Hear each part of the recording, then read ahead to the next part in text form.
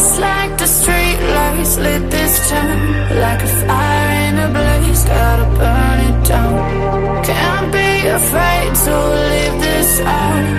We got this far, don't know how. I see danger in your eyes. They know we'll burn down the night. Coming just like the sunrise. You know that we gonna let it rain. Tonight, we gonna let it rain. Tonight, we gonna let it rain. Just like the sunrise, we gonna let it rain.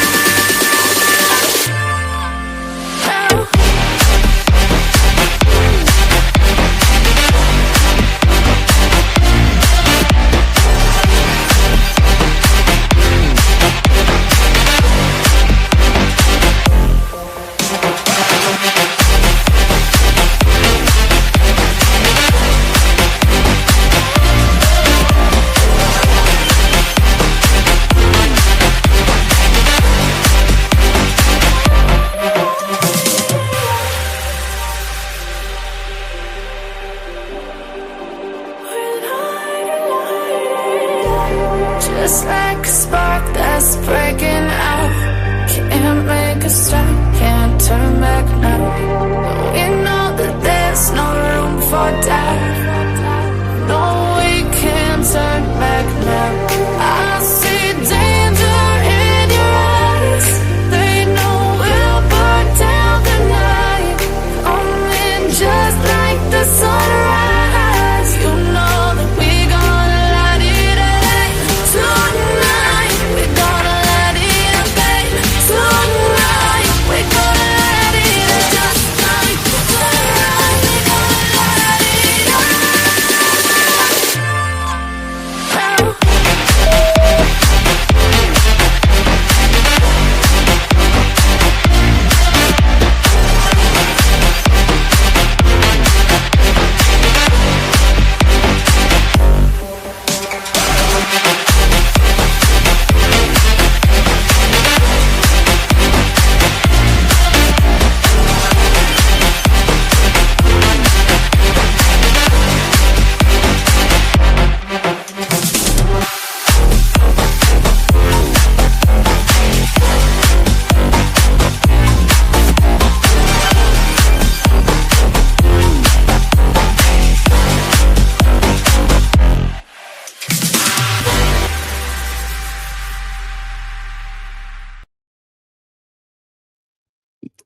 Hey guys, welcome in, welcome in, welcome in. I'm sorry that I'm a few minutes late this evening.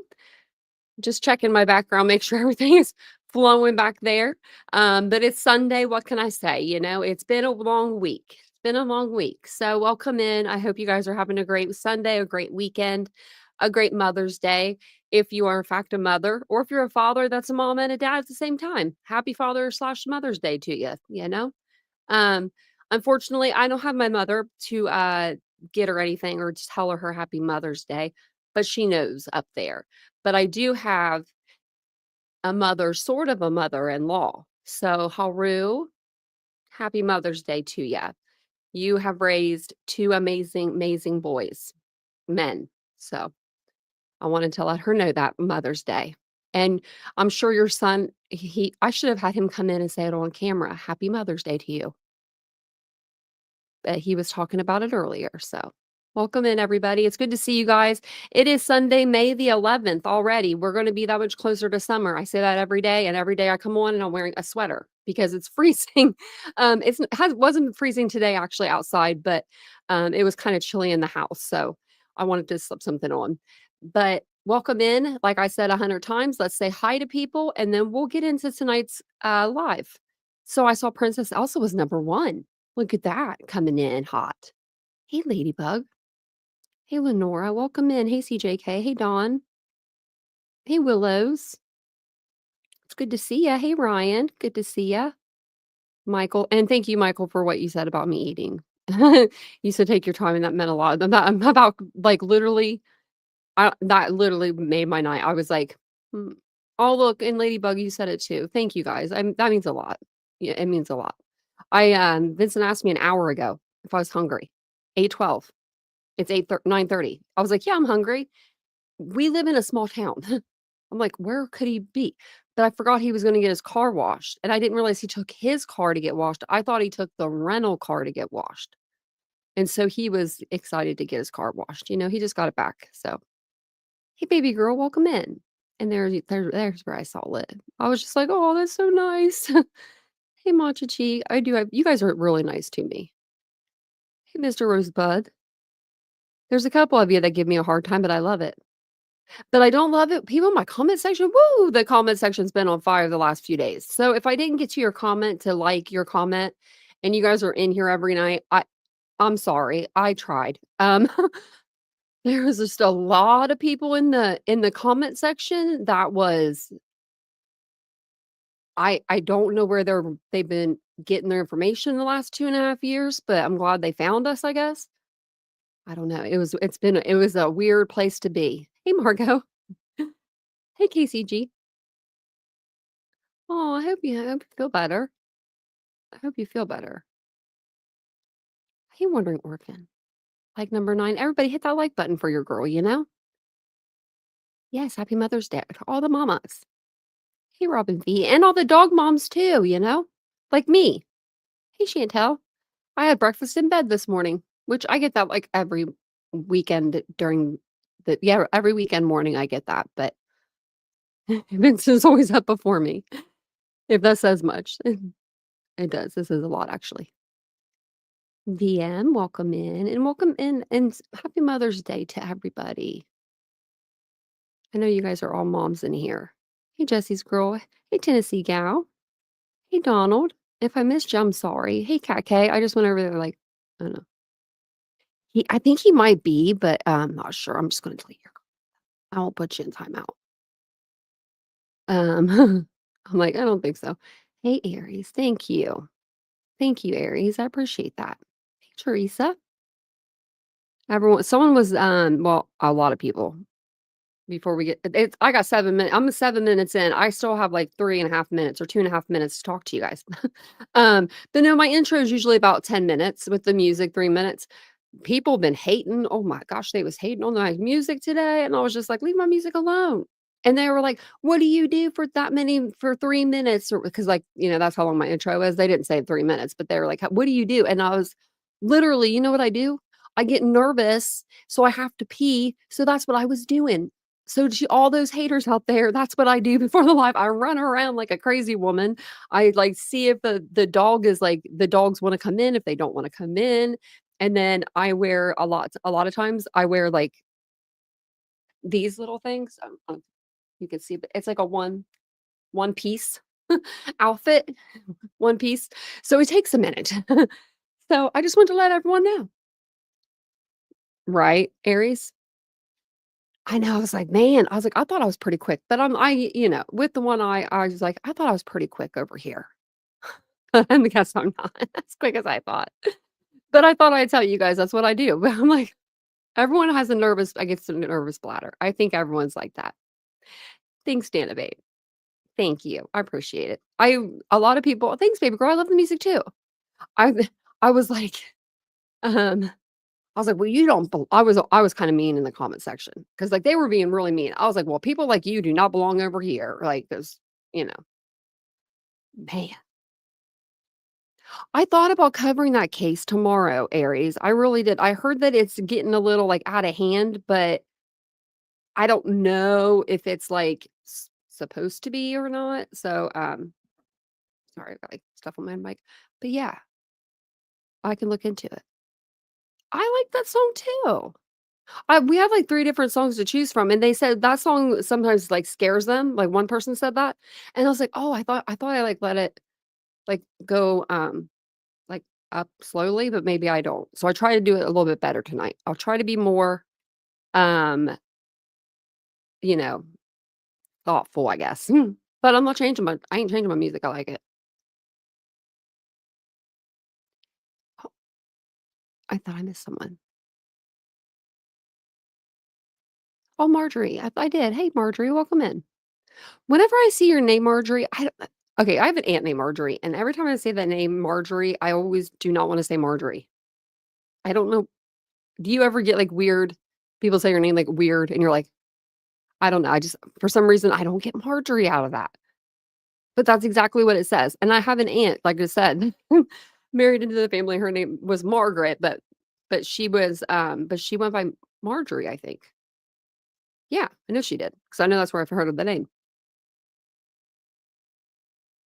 The new Dateline, for free, I did you try Peacock? Or you can I don't know if you can sign up for Hulu Plus Live TV for a free trial. We did Peacock, but I don't know if Vincent paid for it because he did it like, he got it set up for me and then walked away. Like, I wasn't in the room, but I know it's on there for you guys. Okay, so I'm gonna pull this up. Tonight we're gonna talk about, oh, Idaho 4, but we're gonna talk about, we went through the evidence, but we're gonna go through the IGG and a little more, like, in depth, and then we're gonna go through, the Franks hearing, the stuff that the defense wanted out, and then also there was a document that was dropped. It was dropped back in, I believe, April, and it says everything that the prosecution intends to rely on as their, like, evidence, um, in this case. So, as far as I know, I don't know if there's anything, like, that was redacted out of there. It doesn't look like it, but I'm sure that there's other things they're gonna bring, but this is what they've given us. So, I thought we'd go over that. Also, we're gonna take a look, like I said, some of the evidence against Bryan Kohberger. I wanna look at it from, like, both sides, of the coin here. Play devil's advocate, I guess, if you will. We're gonna read through some of the evidence. I'm gonna show you some animations, and we're gonna learn about 3D models and how they work. So it's gonna be a good live. But first, I wanna read a little bit about the IGG in this case. And let's go here. This is the website that we've been using. They've been doing a very good job. Hey, sweetly morbid bear. Hey, Jet Set J. CJK, did I say hi to you? I don't know if I did. I don't think I did. Well, welcome in, everybody. It's good to see you guys. So the use of IgG. So I'll give you a little brief, you know, um, intro into it. Investigative genetic genealogy is what IgG stands for. It's a forensic technique that combines DNA analysis with genealogical research to identify unknown some suspects, individuals, suspects of crimes, or unidentified remains. DNA from crime scene or remains is analyzed and uploaded to public genetic databases like GEDmatch, Family Tree DNA, to find possible matches with relatives. Genealogists then use these matches along with public records, family trees, and historical data that they can get, whatever they can get their hands on, to trace the identity of the individual, like through their family. Um, you got to be really smart to be able to do it. IgG has solved high profile cases like the Golden State Killer, and that's probably the case that I go to the most when it comes to IgG. When people want to fight about IgG, I'm like, the Golden State Killer, you know.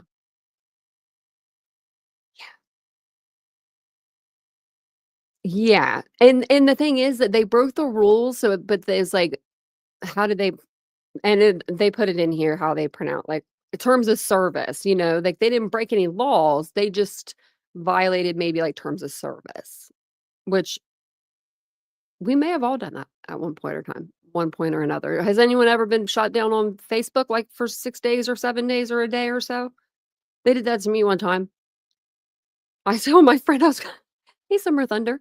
I told my friend I was gonna punch him in the face or something like that. I was just kidding, totally kidding. I was totally kidding, and they blocked my page for, like, a day. I was like, "Oh, wait, messing around." So, just think of that, just remember that. You can't get away with anything nowadays. So, the use of IgG, or investigative genetic genealogy, played an important role in this case. Although it was left out of the original documentation provided by Officer Brett Payne, I've tried to relay some of the more important details and quotes related to this and how it helped form the opinion of the defendant as the main person of interest. So, for the most part, this initial tip given by the FBI to law enforcement on December 19th, 2022, was what guided law enforcement to look at the defendant as a suspect. So, that's a long time, after the killings. That's over a month. So when people are like, they say that Dylan did this or the frat brothers did this or something. No, I think that Bryan Kohberger did this for the simple fact that, I mean, these were carried out meticulously to the point where someone got away with this for a month. Do you know what I mean? Like, he was able to get away with this for a pretty long time, I think, in my opinion. But Kohberger's defense argued that the FBI ignored internal federal policy by submitting DNA to the public versions of GEDmatch and MyHeritage, and that Kohberger's constitutional rights have been violated. However, the judge ruled that there is no reasonable expectation of privacy for evidence collected at a crime scene. Furthermore, the FBI's use of the public database only violated terms of service, not any laws. So, yeah, that's what they said about that. So there's a transcript from the hearing on January 23rd, 2025. We went through that transcript when it happened, but this person marked two pages that were of particular importance. So, a hearing was held on January 23rd in relation to the law enforcement and the FBI's use of IgG. Below are excerpts from page 9 and 15, where it is discovered that law enforcement had no suspect until the FBI gave them the tip based on the use of IgG. So, page 9, they say, this is Taylor talking to Brett Payne. Officer Payne. So Officer Payne said the first time I heard Bryan Kohberger's name was December 19th, 2022. And Taylor says, and what was that a result of? And he says, that was a result of investigative genetic genealogy that was being undertaken by the FBI. We had a phone call that evening and we were told Bryan Kohberger's name. And before that, Mr. Kohberger was not on your radar. And he says, no, ma'am. And then on page 15, she says, all right, so once you have Mr. Kohberger identified, what's your understanding of what that meant to have his name? Payne said, just in relation to the overall investigation, is that, and then he's cut off, I guess. She says, yes. And he says, so the only thing that was given to us was Bryan Kohberger's name. That was it. It was conveyed to us by the FBI that it was to be taken as no more than a tip. That was it. So once we received his name, we set out about doing basically an independent verification of whether or not he was involved in this crime. And that's when they went to go sift through the trash. They wanted to get his DNA to match it up with the DNA that was left on the button snap of the knife sheath at the crime scene beside Madison Mogen's body. So, and that's what they're going to use it for in trial. They're going to use it as a tip. Now, I don't know how that's going to work. I don't know if the jury's going to say, like, ask a question, and be like, we have a question, and say they want to know more about this tip. Like, then they would have to bring in the IgG, I would think. But we'll see. So I want to go over this as well. Additional DNA profiles discovered, because this would help Bryan Kohberger if he would have maybe tested these. They could have helped him. Not sure why Ann Taylor didn't have these tested. The prosecution didn't have them tested. I don't know why they didn't either. But if they didn't test them, why didn't she?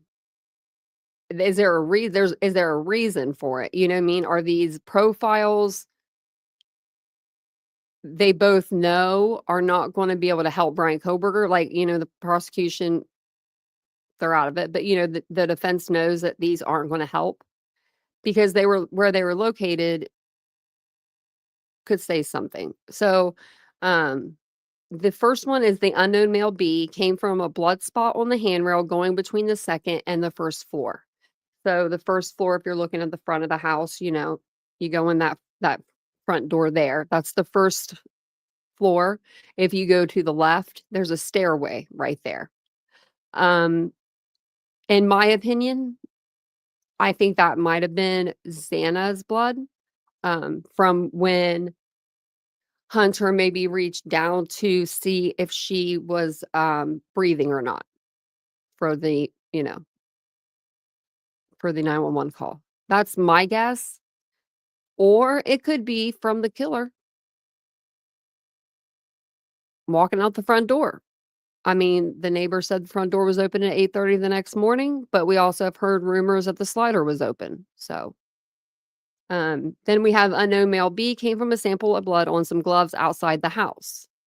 We also have, I'm gonna put unknown male A B. What we got BD. Well, I'll just say C. I don't know because that's not in there. Um, but we have the other DNA match or profiles under Madison Mogen's finger. I guess there's 3 profiles. Now I don't know why they didn't test that. I guess the prosecution didn't test it because they already knew maybe she was already passed out or she didn't put up any fight to where they would have to test it, but you think they would test just in case. I don't know. Those kind of things bother me. Those little things bother me. I'm trying to think of any more DNA. I think that was it. Just those 3. Okay. So addressing the Frank's motion. Actually, you know what? Maybe we'll do this. Because it's actually we're gonna come back and do that. We're gonna go to this. We're gonna keep on the investigative genetic genealogy route. That way I don't mix them together. But this is gonna give us a little bit of a better understanding. Welcome in, everybody. Is it Lainey Carter? Lainey? It's a pretty name.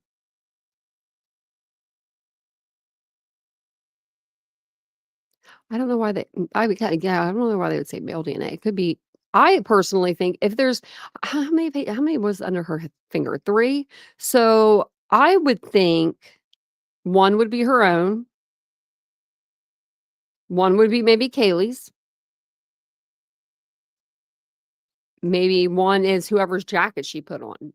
You know what I mean? Like, it doesn't even necessarily have to be the person who unalived her. Like, when she put her hand in that big jacket, her hand could have, like, scraped down the side of it, collected skin cells, underneath of it.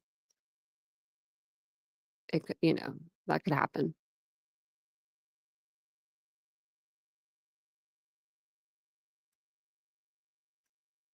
Yeah, unknown wouldn't be a victim, that's true. But you would think her own DNA would be I don't know, maybe not. But they should have tested it either way. I'm curious to know. I mean, like, is anyone else like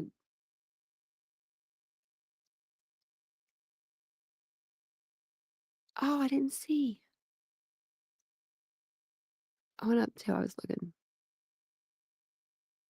Oh, hey, Trina, how you doing? Didn't see you up there. It's good to see ya. Thanks, Ladybug. No, Tennessee gal, he's not going to. No, not this guy. They're not even gonna give up the DP. I don't even see them giving it up. I don't even see them giving it up if he says, "Hey, I'll tell you what, I tell you that I did it." I don't know. Like, in the beginning, I was like, he's gonna try to get a plea at the right before trial. I don't know. But now I don't think they're gonna allow it. I don't think they're gonna take it. Okay, one sec. I'm gonna see if he'll get the dog.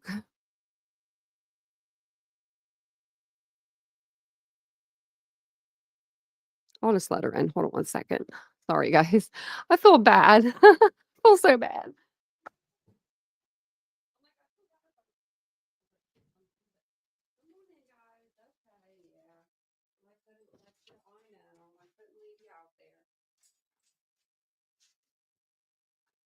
Tripod.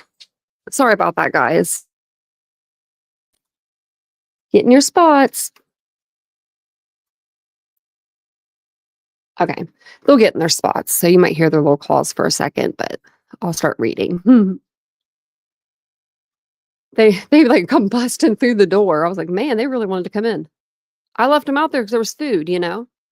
Thanks, Ladybug. She said, we don't mind the dogs. They're getting comfortable now. They're my children. And if the cat was in, oh, he's not here. If the cat was here, it'd be a whole thing. So it says there's been a lot of media coverage lately around cold cases being cracked open using DNA testing and investigative genetic genealogy. Cases like the Golden State Killer and those portrayed in NBC's hit show. Okay, we don't need to know about that. This article explains everything you need to know and addresses some common misconceptions. Okay, so let's see here. The law enforcement process. So, and I have my degree in criminal justice and applied science, but I wish I could actually go back and take some more classes. But I graduated so long ago, and the technology has just been insane. It's still the same as when I was like graduating, but it's just gotten more just complex. But when a DNA sample is extracted from a crime scene, it can identify a suspect through IgG. So, but before any genetic genealogy takes place, a few things have to happen. Here is a high-level overview of the process works in the United States. Note the process may be different in other countries. So you have the crime scene DNA. They put it into the FBI CODIS database. The FBI database will either give them a match or no match. If they have a match, they investigate and they arrest. Pretty simple, right? But if they have no match, the crime scene DNA is stored into CODIS. Genetic genealogy to ID the suspect candidates. So they put that in there. Law enforcement investigation of candidates, of whatever it spits out, like gives them the names, and then DNA sample obtained from vetted candidate. So, they put it in CODIS, that makes no match, and then they have to work through the system that way. So first, the crime scene DNA is uploaded to the FBI database called the Combined DNA Index System, which is CODIS.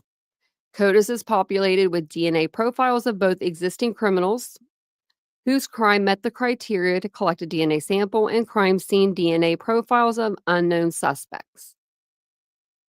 Once uploaded, the system will search the database to match either an existing criminal or additional crime scenes. And that's what happened in Rachel Morin's case. They uploaded the DNA from Rachel's case and it came back to another case out in LA for, another crime. So they had two DNA samples for two crimes, but they didn't have a person to match it to, if that makes sense. So they just had the DNA and the CODIS. They just left it into CODIS. So if no match is found, the DNA remains stored in the CODIS database for future searches. It's at this point where investigators may decide to pursue IgG to identify a suspect. Once a genealogist identifies a potential suspect or short list of possible suspects, law enforcement must lawfully obtain a DNA sample which they compare to the crime scene DNA in CODIS. Only if there's an exact match can an arrest be made. Wow. Because it could be brother, sister, sibling, mother, father. While there are other technical details I won't go into, such as STR testing and SNP testing, which that's what we had to deal with in this case, that's a basic overview of how the process works. So now let's talk more about genetic genealogy component. The process sounds complicated, but it's pretty straightforward. So the crime scene DNA, they put into a public DNA database. They find close matches from distant clusters from a match list. They build family trees for each match in clusters. They find common ancestral couple for each cluster. Ooh. Conduct descendity research for each cluster. Find union marriage of clusters. Focus on descendants of union couples. Filter and validate potential suspect candidates. Provide a list of potential suspects to law enforcement. Law enforcement investigation of candidates. Yeah, that's a lot. I mean, they just go back as far as they can go back, and then they work their way forward. So, grandfather, mother, father, child, sibling, whichever sibling it would be. So finding close matches, the DNA profile from the crime scene is uploaded to a public database such as GEDmatch. Once uploaded, the DNA kit is compared to an entire database and a list of matches is returned, ordered by the amount of shared DNA. Note that in GEDmatch, the DNA can only be compared to users who have opted in law enforcement access. Okay. While not the focus of this article, it's worth noting that commercial DNA testing companies like Ancestry DNA, MyHeritage, and 23andMe do not allow law enforcement to upload DNA. I encourage you to read each company's policy for the most up-to-date information on how they deal with law enforcement. I would also recommend a great lecture. Okay, we don't even know about him, but okay. This is the stage where the genealogist will know most immediately the scope of the project. If they have several close matches to work with, second cousins are closer, and the matches also match each other at a similar level, then the scope is reasonably simple. If the top matches are beyond, say, third cousin level, the scope will be much more complicated. That's because the genealogist has to build out these matches, family trees, to find where they converge. Building out the family tree of the two second cousins is far less involved than fourth cousins. I think we all know why. Forming so once they have a list of those matches, they see who is in that match list, and see who matches each other to form distinct clusters. The idea is that every person in a cluster should share a common ancestral couple. So the genealogist works one cluster at a time, working back in time and building out each person's trees in the cluster to identify the common ancestors for every person in that cluster. Typically, a genealogist would start with the strongest match to get an idea of how many generations back they need to build the tree before moving on to the next cluster and finding a union. I would be like, "What?" You know? What? So looking at the basic tree, we can look up here. Um, Match 1 and 2 are full siblings, so right here. Match 3 is the great aunt of match 1, match 2, and match 5. Match 1 and match 2 are second cousins with match 5. It's gonna get complicated. Match 1 and match 2 are first cousins once removed with match 4. Match 5 is the son of match 4. Like, it makes sense to me, but it's just like I have to use every single brain cell. I'm not kidding. I hate doing family trees. My grandfather did our family tree. Listen to this. He did our family tree before the internet. I had how? How did you do that? Like, and he went all the way back, hundreds of years. I don't know how he did it. I just remember it was like this thick because he like, oh wait, maybe we did have the internet because he printed it out. Maybe we did, but he was a smart man. There was before any of these websites. So then it says we can take this step further and add the shared DNA amounts to each match to ensure the relationships all make sense given the amount of shared DNA. And then it tells you here. Okay. A simple chart like this makes it easier to verify that the tree made from genealogical research matches that possible given the amount of shared DNA between any two people in a cluster. For example, if we find that match 1 and match 4 share only 70 centimeters, then it's very likely our tree is inaccurate. We know that because first cousins once removed typically share about 430 centimeters, with the minimum amount being 100 centimeters. If something doesn't fit, there are many reasons. Most often it's due to misattributed percentage or parentage at some point in the tree. Genealogists typically use an industry-accepted standard called the Shared Centimorgan Project to suggest relationships based on the amount of shared DNA between any two people.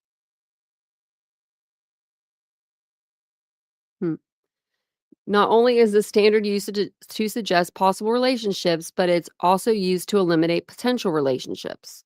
I'm going to open this a different link and see what it says. Okay. DNA Painter has a handy tool. Okay, we don't need to read that. Okay, so now comes the tricky part. The genealogist now has two distinct clusters and now must figure out how the clusters connect. To do that, descendancy research must be done on the common ancestral couple from each cluster. Now the research comes forward in time to build out the entire family tree and of the common ancestral couple's descendants down to whatever generation was old enough to be the suspect when the crime took place. So the initial research uses resources like obituaries, old newspapers, census records, public social security databases, people search websites, and even social media websites like Facebook. They probably used his Instagram because there could be many, many lines to trace. The initial research is done with speed in mind, and the trees created are a bit quick and dirty. Other more authoritative sources will be used later to verify the initial research. These might include vital and religious records, will and probate, law or land records, and many others. So basically, they will look you up anyway, any which way. I just wanted to read a little bit of this stuff to you guys, but I wanted to go back to law enforcement. Basically, nobody's getting away with nothing nowadays. If you leave your DNA at a crime scene, even if it is skin cells on a knife sheath, button snap. I I don't know who the person was that was in charge of the sheath, right? But you did a hell of a job. I mean, literally, you did a hell of a job. Like, I don't know if I would have thought to put, like, in between the button snap. I mean, I think I would like I hope I would, I hope I would, but that was pretty smart. That was pretty smart, you know? And I'm sure that that knife sheath had other biological stuff on it. Maybe not from Bryan, I'm talking about from Maddie and Kaylee. If it was on the bed, I can only imagine how much red stuff, was on the bed and on the floor and on the walls and just, like, everywhere. Um, so it says, "This is a filtered down list of candidates is handed" this is when is handed over to law enforcement, who will then investigate each candidate and, if warranted, lawfully obtain a DNA sample. So if they get the person's name 100%, they think this is who it is, then that's when law enforcement, they have to start doing their job and following the law and getting search warrants and going and trying to match the DNA that they have with the suspect's name that is coming out of the genealogical websites or, whoever's, um, doing it behind the scenes. So, and we already talked about in the beginning of this article, DNA samples of potential suspects are uploaded to the FBI database, CODIS, to see if the matches are to see if the match is the crime scene DNA. Only if there's an exact match can an arrest be made. So only if there's an exact match. So they had an exact match. Hey, Kathy, how you doing? Hey, Lisa. Um, so they had to have an exact, match before they could go and arrest Bryan Kohberger. That's why he got arrested. The octillion, billion, quadrillions number that I'll never know. um, pretty 28, was it 27, 28 zeros behind it? That's a lot. Now, how does everybody feel? Because I've been thinking about this. They said that Bryan Kohberger has access to a TV. I bet you, I bet you anything he watched that Dateline last night or Saturday night. Yeah, last night. Was it Friday or Saturday? Now I can't remember what day it was on. So I wonder how he's feeling now about his trial. I wonder if he was like, "Oh, that's a load of bull crap. Those people are lying. Like, I can get through all this." Or if he's like, "Oh crap," It was Friday. Thank you, Lisa. I'm like, what day? We've been talking about it, seems like for a couple of days, but they were bringing out stuff like early on. So, I think that's why. Like, we literally knew everything that was going to be like in the Dateline episode. I feel like before the Dateline episode was even done, like before it aired. So, I found this video. I hope they don't click me for this, but I'll pause it and commentate. But it's from Licia Geosystems, US and Canada. It's just how 3D laser scanning is transforming forensic crime scene investigation. And I thought we'd go through it. It's only how long is it?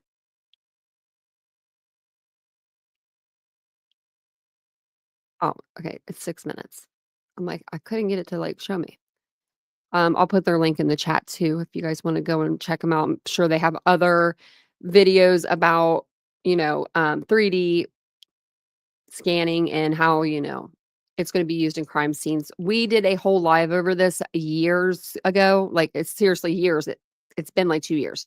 Or at least a year and a half, 2 years probably. But we did a live over this and I played a show.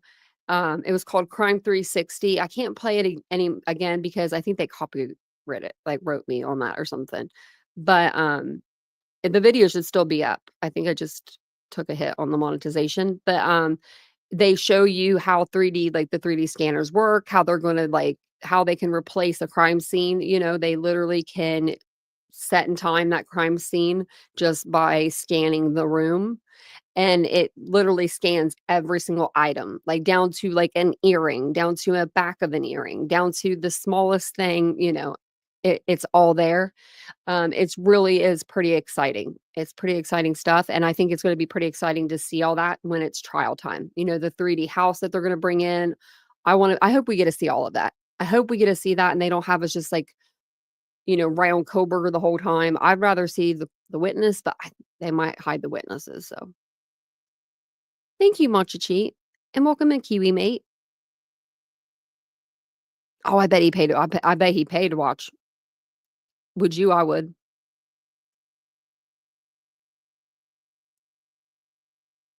Wow, Real McCoy.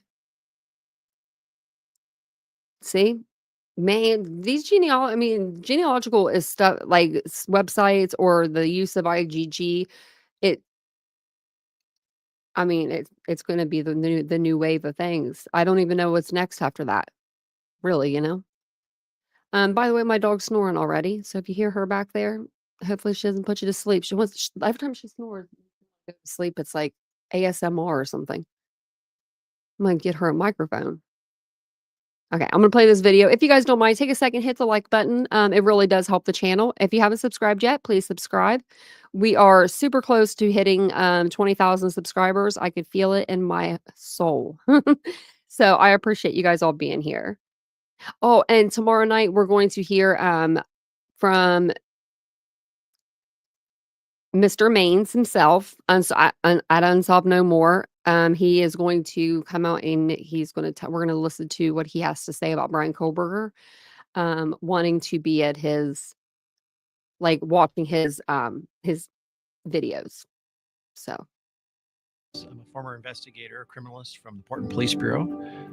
For the last 20 years of my work at the Police Bureau, I was doing forensic work, and I got to see multiple crime scenes of different types: homicides, arsons, officer-involved shootings.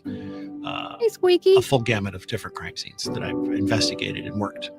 Primarily as a criminalist in Portland, latent fingerprint examiner, CSI work, collection of evidence, expanded into trajectory, external documentation. I got to experience a change in technology that occurred from standard photography, introduction of video, but it always seemed a bit incomplete. Like you couldn't capture every angle. You weren't limited in time, limited in ability to be in a certain position, even to put the camera there. So when I got introduced to 3D point clouds and I saw that technology, it's like, that is really cool that you could view a crime scene from any angle. You could. Okay, I'm just going to pause it for a second just to give us some commentary. But basically, this is like the beginning of the 3D imaging,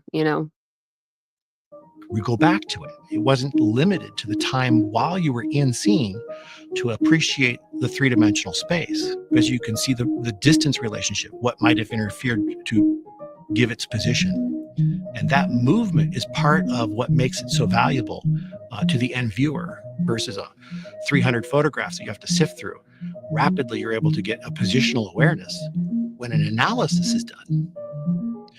We want to ensure that the documentation, this one opportunity you have to capture that scene, is done right.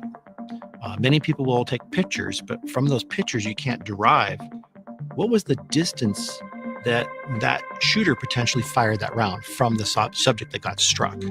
How many shooters were there? What was the positional relationship potentially of the victim when he got struck to the shooter's position.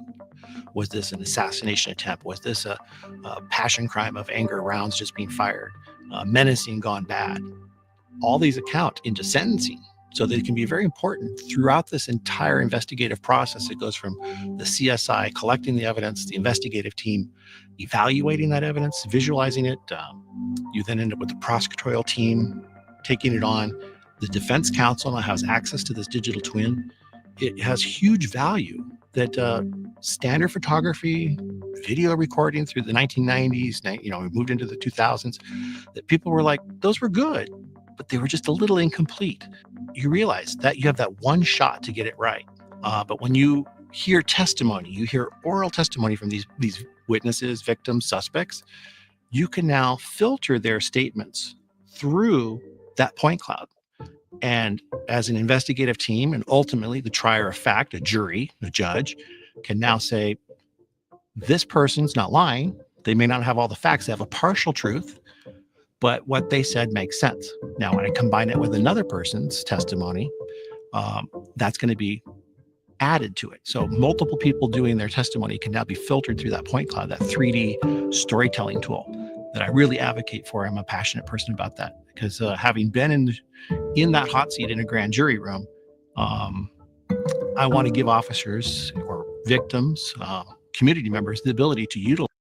This is almost like the house that we go through, the one that we can't go through right now. I don't know why it does that. It messes up on me every once in a while and it won't let me like navigate through it very easily, but we still have it for reference. And I wrote the person that made it. Utilize that tool to tell their story. I wonder if it's because I'm on a Chrome. Technology has advanced, and whenever you're going to be deploying this technology, I really am looking forward to something that's going to work all the time and easy to operate. Single button push, not overly complex to set up. Anybody can grab it, from a patrol officer to the criminalist to a detective, can check it out and go capture a scene. And the ability for it to be used differently than just a standard tripod, mounting it maybe in the ceiling to capture a very complex scene where you have to lift clothing off to find things buried underneath, like an archaeological dig. Equipment that the criminalists are going to want to be using this day and age. We want that to be an intelligent piece of equipment that reduces on-scene time, that's thinking for itself. Technology like Viz, this is where the cameras in the scanners track its location without human input. It just knows where the scan was captured from. And that allows us to link the data together without human interaction. Now, we can fix it, change it, and alter it with programs on a tablet. We can see it and share it. This speeds up that entire capturing and actually has been revolutionary in the forensic deployment of 3D scanning.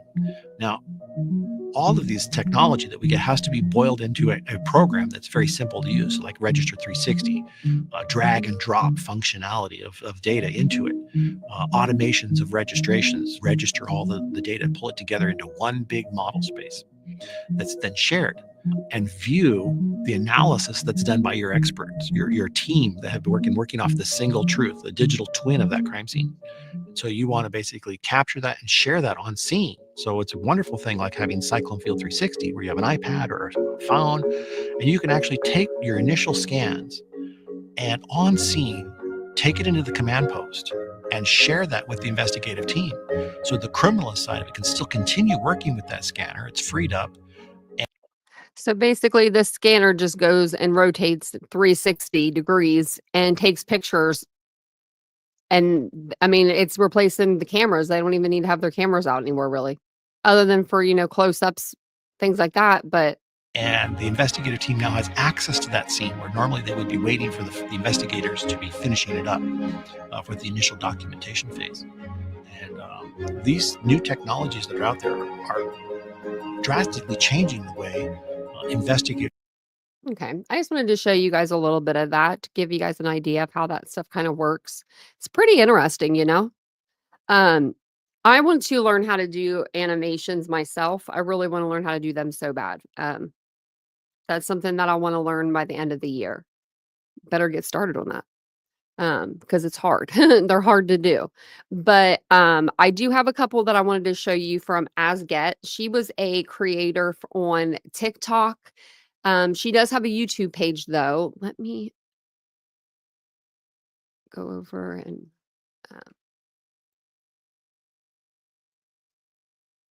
get her YouTube. But I'm gonna play these off of TikTok. And if I have her TikTok, I have her TikTok too, so I'll put that. Let me pause her. Oh, whoops, let me pause her. So this is going to be a timeline walkthrough, and this is part 1. I'm not sure if I can find part 2 because these are just like multiple videos. Maybe if I go to her actual page, I can find it. I'll open this and let me see. I don't know if they actually. Yeah, see, she doesn't have them anymore.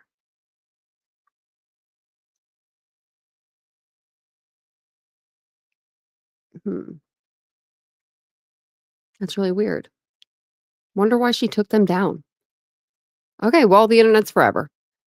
Timeline of the suspect's movements throughout the house the night of the murders. Oh, and I'm sorry, the first one here, it's gonna be like, your head's gonna have to go like to the side. I can't get it to switch. I should have downloaded it and switched it actually. In the beginning, most of us believed the 2 surviving roommates, Bethany and Dylan, were sleeping on the first floor. Since then, we've learned Dylan was sleeping here on the second floor, along with Xana and Ethan, located here. Kaylee and Madison were located here on the 3rd floor. The dog was located on the 3rd floor, and the room by itself. Let's move around and see through the walls, into the kitchen, to the back slider, and take a look at the time frames. At 4:04 a.m., the suspect can be seen trying to park his car. At 4:09, approximately 5 minutes later, he enters the house through the back slider. At 4:18, he leaves the house after committing the crimes. At 4:20, he's caught on camera driving away at a high rate of speed. All of this only took 9 minutes. Let's watch what that looks like. The suspect enters through the back sliding door. He pauses at the stairs to look around to make sure no one's up. He then The thing is, they're probably gonna hello, Miranda, happy Mother's Day to you. They're probably gonna use, like, their animation and do something like some sort of the prosecution will probably do something with the animation and, they may have, like, where the victims were laying, they may show exactly what happened. Yeah, it's sideways, I'm sorry about that, I can't get it to turn, it's just on, TikTok like that. When she uploaded it like this, I think, like, landscape mode or whatever it is, or portrait mode or whatever, and it did turns that. and goes upstairs. So just turn your head to the side, just don't hurt yourself. Just for another minute. The first bedroom he stops at and opens the door, he sees no one there. He continues to the next bedroom. And this is her, Here we know what opinion. happens. Downstairs, Dylan is sleeping. The noise from upstairs wakes her up. She thinks it's Kaylee playing with her dog. She gets up and goes to the door and looks out. She sees nothing there. The suspect then continues down the stairs about 3 minutes later.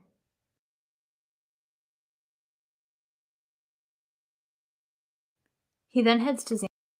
So if she's putting him down here at 4:13, let's say, right? That would have been probably just about the amount of time. Well, no. I don't know. Xana was on her phone with the TikTok app at 4:17, but that could have been just in the background. But she could have been taking her food out to the kitchen at 4:13. If her food got there at 4 o'clock, I mean, it doesn't take you long to eat fast food. Doesn't take you long at all, right? Xana's room. Outside, there's a security camera picking up some whimpering, cries, and a thud at 4:17. We've Or learned that 4:12 Xana is was when she found was on the on her floor, phone. which might explain the thud.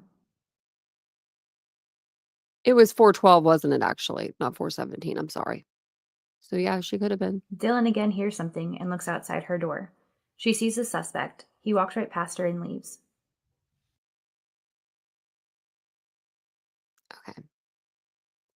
I don't know where part 2 is. So, yeah, we don't know where part 2 is because she isn't.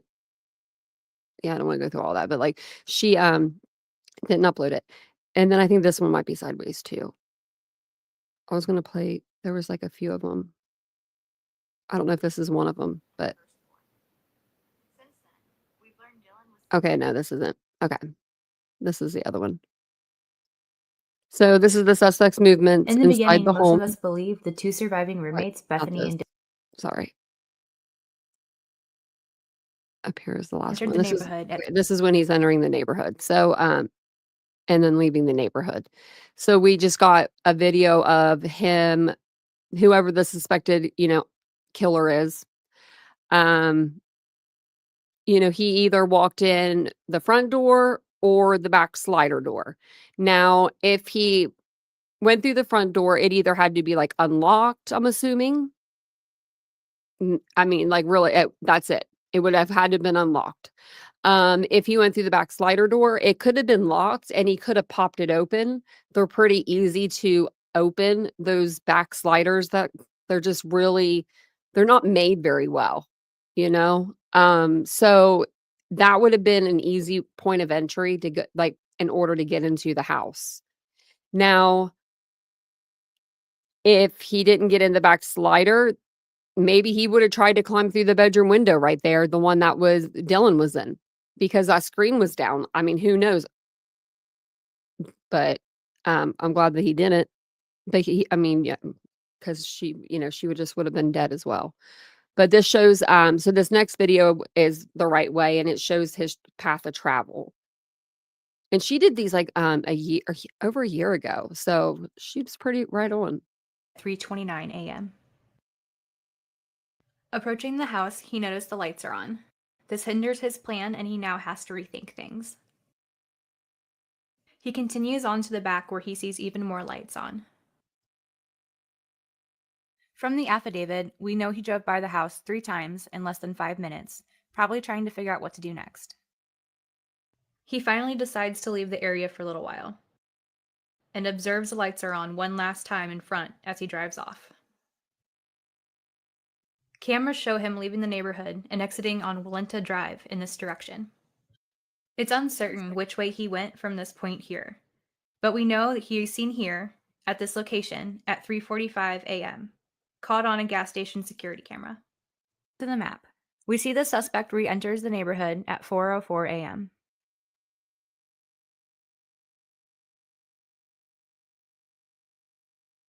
He drives up to the house and slows down.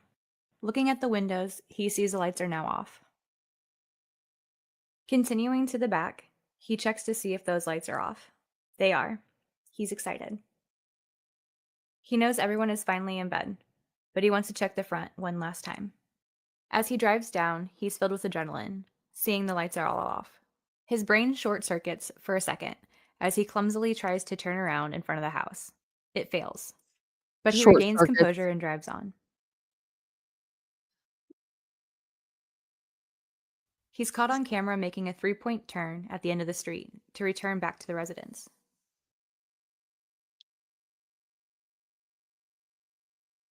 He does his final drive to the back of the house.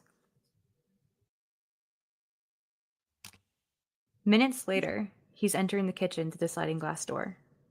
Entered the neighborhood at 3:29 a.m. Approaching the house, he noticed the lights are on. This hinders his plan, and he now has to rethink things. He continues on to the back where he sees even more lights on. From the affidavit, we know he drove by the house 3 times in less than 5 minutes, probably trying to figure out what to do next. He finally decides to leave the area for a little while, and observes the lights are on one last time in front as he drives off. Cameras show him leaving the neighborhood and exiting on Walenta Drive in this direction. It's uncertain which way he went from this point here, but we know that he is seen here at this location at 3:45 a.m. Did I play this caught twice? on a gas station I security did. camera. I'm like, I'm playing this twice. I'm just over here listening to it. Wow, me. Wow, me. I was like, do we just listen to this? I was reading the chat actually. I was like, I was like, well, about the narrator, she had it pretty much correct when, like, him going in through the neighborhood. David Right through. Oh, wait, sorry. entered I'm the going to neighborhood at play it right 3:29 here a.m. just for a minute. Approaching the house, he noticed the lights are on. Like that part, like, noticing the lights and stuff are on that. We don't know that for sure. But, him coming up and then going through the back, going towards the Queen Road number 52, making a 3-point turn, coming back, going down to the end of the road. And then instead of turning, he, turns left and then he backs up and then he comes back up King Road. Whoever was driving that car that night, I'm just I'm trying to play, keep it a non-biased tonight. But whoever was driving that vehicle, Bryan Kohberger or whoever, I think they were trying to work up the nerve, right? I think they were like, okay, tonight's the night. We're not backing out again, which I don't know why it had to been that night, but probably because he had been over there 23 times or however many times he went over, and had this on his mind and had this planned. But we do have, which is good for us, what the prosecution intends to use at trial. So they have a lot of stuff here. And I'm going to go through it. I'm just going to read through these for you guys and tell you what they plan to use and what I think it is. But for the most part, I think we're all going to know when I read them what they are. Like the 1320 Linda Lane surveillance footage for November 13th, 1330 Linda Lane surveillance footage for November 13th. Those are the two side by side, the cul-de-sac and then the camera beside there. They're going to use those to show him being in the neighborhood. That goes without saying. Albertsons video surveillance and business records for November 13th, 2022. Apparently he bought something there that is of significance. If he bought a power bar and a water, I don't think that they would bring that to trial. Amazon financial and user records for Bryan Kohberger. We all know why. AT&T phone records for Bryan Kohberger, Madison Mogen, Xana Kernodle. Now, maybe I don't know. Maybe they're getting those because I think that's what those three had. I think they're getting everyone's phone records, but let's see. If not, that's kind of weird. If they're not getting everyone's phone records and they're only getting Bryan's, Maddie's, and Xana's, maybe they're getting Bryan and Maddie's because Bryan was looking at Maddie's stuff on the computer, or on his phone, through like Instagram or something. Maybe Xana because the night of the homicides, it showed her or her on the TikTok app. That could be showing like that she was up. But I'm not completely sure. The bagel shop surveillance video, I think that just shows, his path of travel. Bank of America records for Bethany Frank and Xana Kernodle. Sorry, my shorts are. Banner banking records for Ethan Chapin. Cafe Aristia video surveillance video for November 13th. Corner Club video surveillance video for November 12th through the 13th. Corner Club financial transaction receipts of sale for November 13th, 2022. Costco surveillance video for November 13th. DeSales student records regarding Bryan Kohberger. Like, what are they up with DeSales for? Why? I mean, they don't care about the other little community college he went to. They don't care about his high school. It doesn't look like they want to know about DeSales.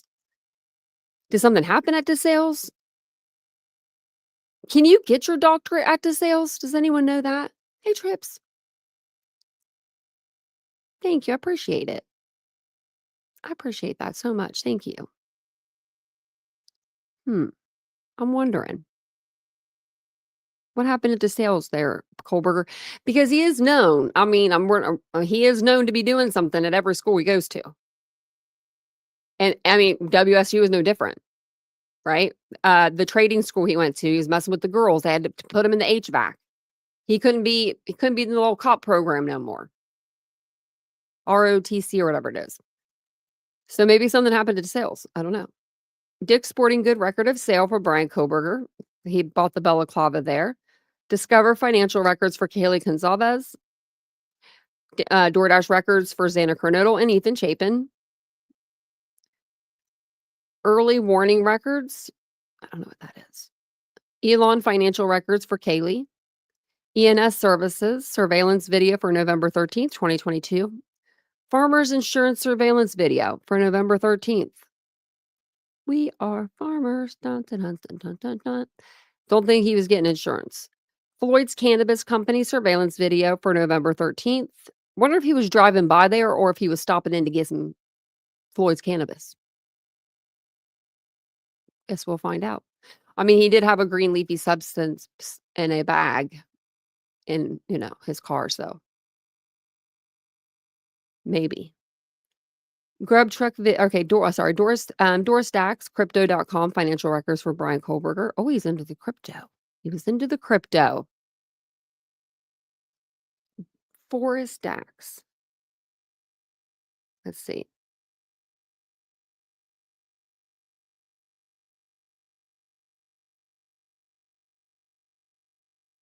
I can't even spell crypto. I was spelling it wrong for a minute. Just kidding. I could spell it, but I was not putting the Y in there. Grub truck video surveillance video for November 13th. I was asking Vincent if he knew anything about it.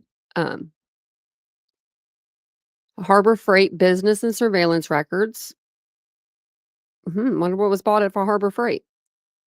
Idaho Central Credit Union banking records for Madison Mogan. Indian Mountain Lake surveillance and records. Do you think that there's do you think that their community really has surveillance video? I mean, other than the houses, I don't think that they probably have surveillance. I mean, that is a closed community, but I just don't see them having cameras around. Maybe. Joanne Fabrics financial records. Yeah, they better get those quick and in a hurry because they're closing all of those down. So hopefully they have them.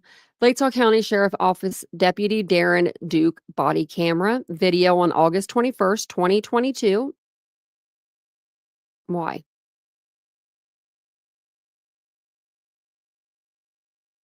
That's when they went to the house, I believe, when Kaylee comes out the door.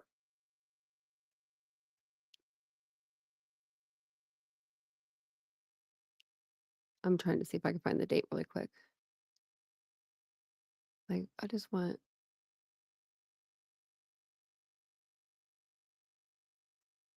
This is the Court TV version. I don't know if it's going to show me. Oh, okay. Well, let's go to this one.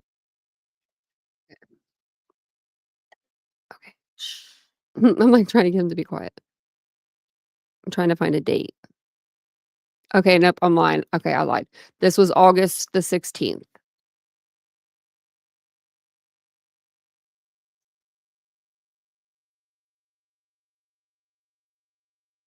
No, I just lost where we were. So, okay, August 16th.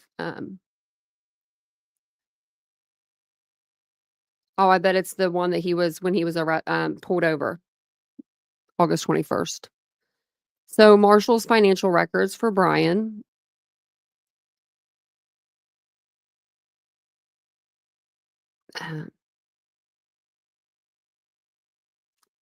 Numerica bank records for Kaylee.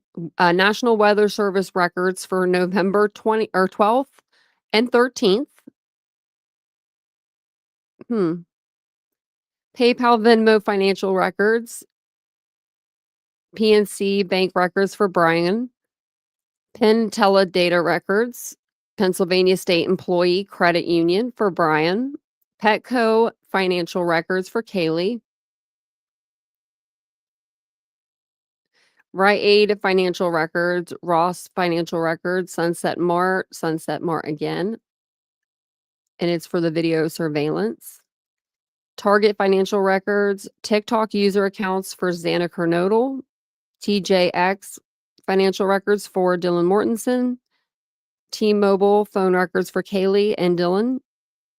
Umpqua bank records for Dylan, Under Armour transaction records for Bryan, U.S. Chef Store, that's the Clarkson, Washington, surveillance footage for November 13th, hard drive provided, Ulta financial records, Verizon records for Ethan Chapin, Bethany, and JD, Walmart surveillance and financial records for Bryan Kohberger, Washington Department of Motor Vehicle surveillance video for November 18th,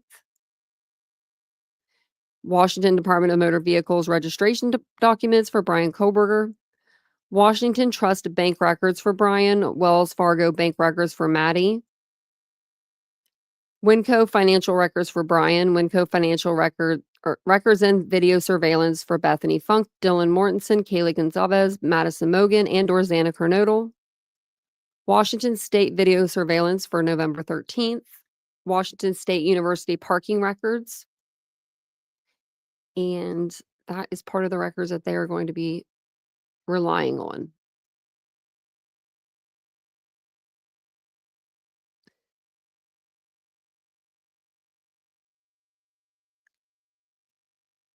I'm just reading the bottom here. It doesn't really say much. Okay. Yeah. So it was a noise complaint. Yeah. We have the video. I just like the one that I know is going to be like all over the internet is probably going to be the one from TNT, and I just don't want to play her video. So I would have to look for it a little better. But yeah, it was a different date anyway. So it wasn't the same date. Now was Bryan, we talked about this the other night, was Bryan calling, 911 and calling in noise complaints to see how long it would take the cops to get over there? Perhaps. But the more I think about it, the more I don't think he would want any like to put anything like any suspicion on him. Get what I'm saying? Like cops are going to come out, noise complaint. Why are we getting all these noise complaints during the day? Who's doing these noise complaints? I mean, like they could backtrack that and see who's calling in the noise complaints. Like that would be something simple that they could look up and look into. Unless, he was trying to be like sneaky about it, which they're cops. So law enforcement usually can figure all that stuff out. He could have been using a burner phone, but burner phones can be traced back. The Oklahoma case, the 2 women that were murdered out of Oklahoma, grandma bought 3 burner phones at the Walmart. They all turned on the burner phone at the same time on the same date, and they all got rid of them at the same time. And they actually traced the burner phones, like traced them. I was like, I didn't know the burner phones you could be tracing me like walking around and stuff. Yeah, you can. So burner phones are not very, secure as much as they used to be back in the day. I want to play this video here for you guys. It's a little long. I might put it on 2 times the speed, or not 2 times, but 1.25. I don't know. He's pretty quick at talking, and I think there's a lot of commercials, so we might be okay. But it's Tony Bruschi, Bryan Kohberger. We're playing both sides here. 10 things you'd have to believe to think he's innocent. I've had a ton of people in my comment section say that they think that Bryan Kohberger is innocent of this crime.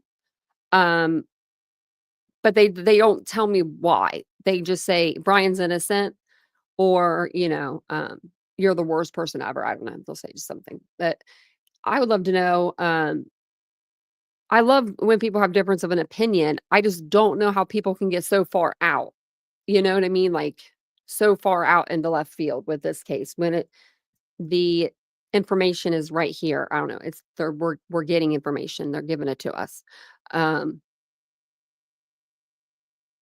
I don't know what other people are saying about this evidence that they're like, or this information, I guess you'd say, that they're like coming out with. Maybe they're saying it's a bunch of bull crap and don't listen to it. I don't, you know what I mean? Like, I don't know. I would love to know though. So I'm going to play this. Now I don't think he comes on this one. So it's just this picture of Bryan. So I'll play this for a minute and then I'll put up some pictures for us. So it's a little better. So, you can look at something different. And if you guys don't mind, take a second to hit the like button. It does help the channel grow. It helps me. And it helps you. It helps get more people in here whenever we do hit the like button. It's just part of the algorithm, part of YouTube. If you'd like to become a member, I did pin the membership link to the top of the chat. Also, if you've never been in our chat before, come on in, tell us where you're from, and just tell us how you learned heard about the channel. We'd love to know. Killers Week in Review. A look back at the most prolific I stories of the week. had this fast forward This is the for a Hidden reason. Killers podcast with Tony. Different perspective. Okay, he starts here in a Let's try minute. a little thought experiment here, shall we? Sometimes when you take a look at cases from different perspectives, maybe ones that you don't go down the road of much because you're already on the path of this person's guilty or this person's innocent. Sometimes when you take a look at it going, okay, if I were to believe things from this perspective, what would have to be true? That's what we're going to do here today. So if you are to believe Bryan Kohberger did not commit these crimes that he's alleged to have committed, here's what you'd have to believe. Based on the evidence, based on the data, based on everything that we know so far in this case. There's a lot more that's going to come out. Based on just this is what you'd have to believe. I mean, we can think about all this in the comments section on YouTube. If you're listening to our podcast, wherever it may be, press subscribe, whether it's on the podcast platform or YouTube. And please do check out our YouTube channel, Hidden Killers with Tony Bruschi, so you can comment on this and give me your thoughts. So let's begin. Let's talk about that knife sheath that was found lying on the bed. You know, the knife sheath, that thing? Right next to Madison Mogen's body, a standard issue tan leather K-bar knife sheath, military style, stamped with the United States Marine Corps insignia. No knife, just the sheath and the button snap. The part you pop open to draw the blade. It was a single male DNA profile. That right there is the anchor of the case. You want to believe Bryan Kohberger is innocent? Okay. But to do that, you need to somehow explain away the fact that his DNA was allegedly found on the snap. Not. So I already know what people were going to say.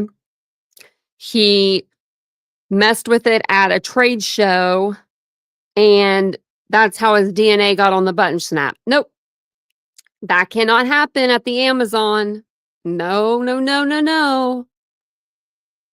Well, someone returned it from Amazon. No, that's not going to work neither. So he didn't. So we know now 100% fact, Bryan Kohberger did not mess with this K-bar knife sheath at a knife show, and it mysteriously got into his Amazon shopping cart, mysteriously into Madison Mogen's bed without him putting it in there. So we're going to cut that out. So DNA on the knife sheath. What other excuse? We'd have to think of another excuse. Near the scene, not on a doorknob or an item someone could touch in passing, but on the murder weapon accessory, the thing that holds the actual murder weapon, the thing that would take a little bit of effort to pop that snap off, because it's not just like a typical shirt snap, K-bar knife. Sorry, I didn't realize it was so low. I turned it up. Sheath snaps are a little difficult to snap up because it's a knife. So they want to be really sure if you're pushing down on that and pulling that thing up, it takes a little effort. That's how you get that much DNA on it. And it was left on a victim's bed in the middle of a quadruple homicide. The literal last thing a killer would want to leave behind, bearing the literal last thing the killer would want to bear, his DNA.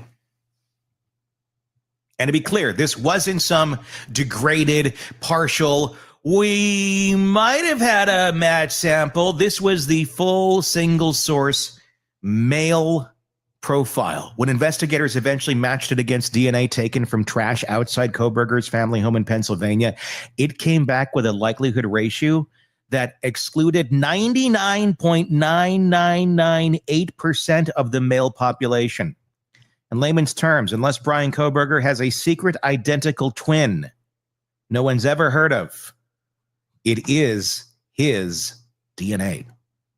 So, what would we have to believe to still think he's innocent? Well, first, we'd have to believe that the real killer just so happened to own or obtain a knife sheath that had Kohberger's DNA on it.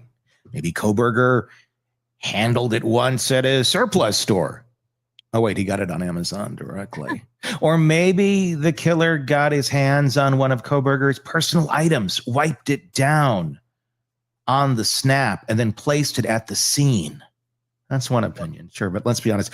If your theory requires imagining a scenario where a killer went out of his way to get Kohberger's DNA and then choose to leave that behind next to a dead body, we're kind of approaching the land of sci-fi. Yeah, we are. I think I told some people today that they needed to seek help. If you're one of those people, I might feel bad about that.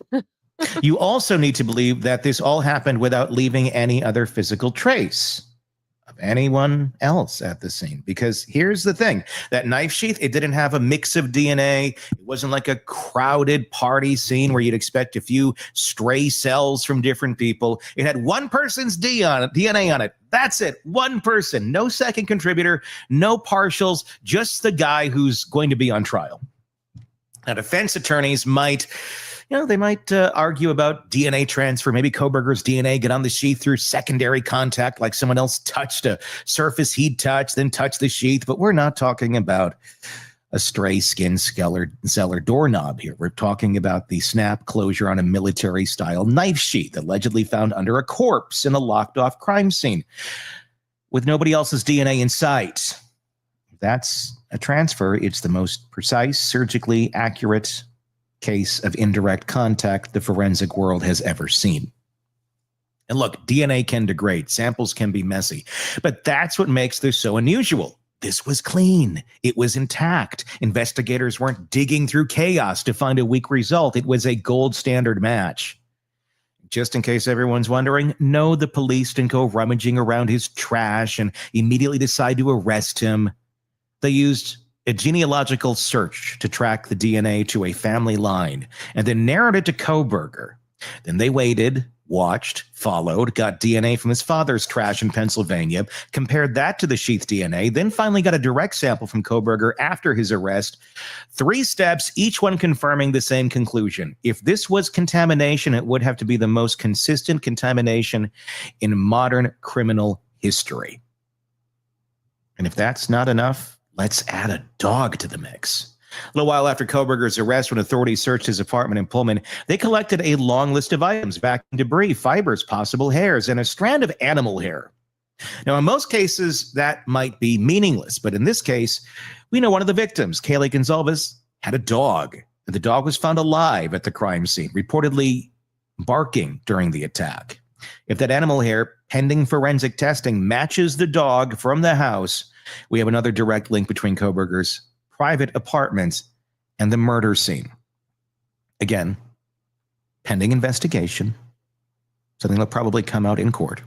Again, if you believe Kohberger is innocent, you'd need to believe that a dog hair from the crime scene just casually drifted into his apartment on a breeze, or maybe the real killer borrowed Kohberger's clothes and took them for a joyride to the murder and back, or maybe that dog just had a talent for teleportation. Anything's possible, right?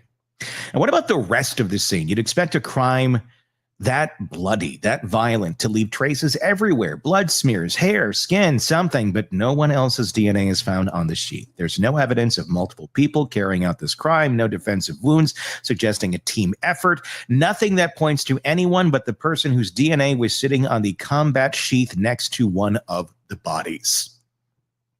There were other DNA samples in the house, sure, some unknown profiles here and there on a handrail, another on a glove outside in winter, where you're probably going to find a lot of gloves outside in winter on a college campus. But here's the catch. None of those are on the murder weapon or in indirect contact with the victim's body. The glove could have been from a first responder, a college student walking, anything, really. The blood smear could belong to a friend who was there weeks earlier. The college house, for throwing out a murder charge every time a visitor leaves DNA behind, we'd never get a conviction. But that knife sheath, that's different. That's not a place random people touch. It's not something you accidentally drop. It's a part of the murder kit. And Bryan Kohberger's alleged DNA was on it. So here's where the rubber meets the road again. To believe Bryan Kohberger is innocent, you'd have to believe a lot. You'd have to believe that someone else committed this crime, brought that very specific kind of knife, and just accidentally or intentionally left the sheath with Kohberger's DNA sitting on it right next to the corpse. You'd have to believe that nobody else's DNA showed up on it because the random killer was cleaner than a military surgeon. And you'd have to believe that despite this overwhelming stroke of bad luck, Bryan Kohberger still just happened to be in the wrong place at the wrong time, with the wrong background, in the wrong car, with the wrong behavior. You'd also have to believe that the Idaho State Lab, the genealogy tracing, the confirmatory trash DNA match, and the direct swab all lined up to point at the wrong guy. That they all, independently, just happened to screw it up in the exact same way. They all didn't like Bryan Kohberger. This is where I'm... Because he was so smart, he was going to come take all their jobs. Reminds me of the South Park episode where they say they took our jobs. Now I'm going to be laughing in my head. Movie, we'd call it far-fetched. If it were a book, you'd roll your eyes and toss it across the room. But this isn't fiction. It's a quadruple homicide. And the simplest, most logical explanation is that Bryan Kohberger was there because his DNA was there on something that no one else should have touched, in a place no one else should have left it. The odds of that happening to an innocent man, no, they're kind of virtually non-existent. Here's the thing. Bryan Kohberger's DNA didn't appear in a vacuum. It's not like investigators drew his name out of a hat and then built the case around that one lab result. They watched him. They followed him. They dug into every signal his life was quietly broadcasting while he thought no one was watching. And what they found was that every single breadcrumb, his phone, his car, his timing, aligned with the murder of 4 students in a way that makes any theory of innocence feel like an improv exercise in denial. Let's start with the phone. Kohberger's phone didn't just betray him once. It betrayed him 12 times. 12 different occasions. Damn In the cell weeks and phone. months leading up to the murders, his phone pinged cell towers that covered the exact area where the victims lived. 1112 King Road in Moscow, Idaho. Not once during the day, not because he had a class there or was ordering pizza in the neighborhood. These visits happened late at night or in the early morning hours, over and over. And that's another reason why I don't think that Bryan Kohberger was necessarily calling in the cops and calling in the noise complaints, because the complaint from August is during the day. There is another complaint that when Xana comes down, and then there's a complaint when there's nobody that lives there in the house, which I think that there are people that live there in the house. They just don't want to come out because they're underage. But those 2 are at night.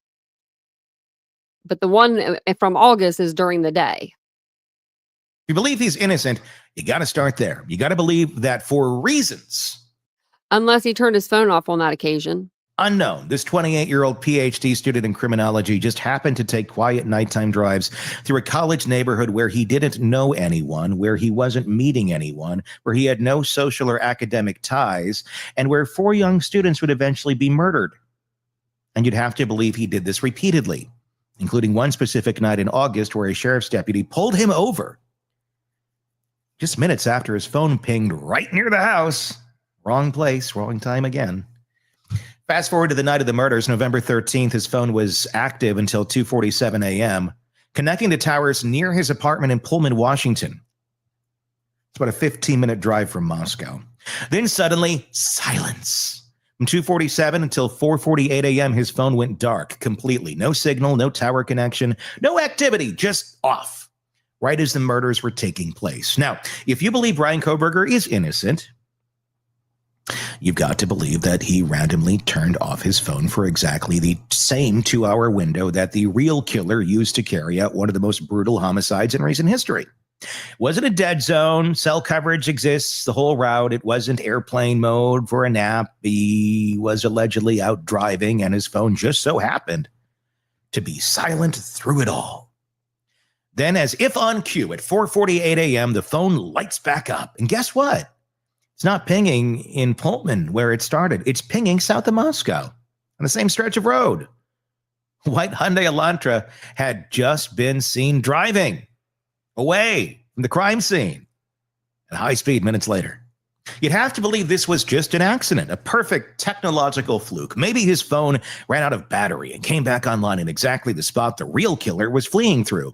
Or maybe he left his phone behind with someone else, and someone else drove his car and committed the murders. That's another popular theory, right? And someone else did it in his vehicle while he, slept through the whole thing and didn't notice his car was gone?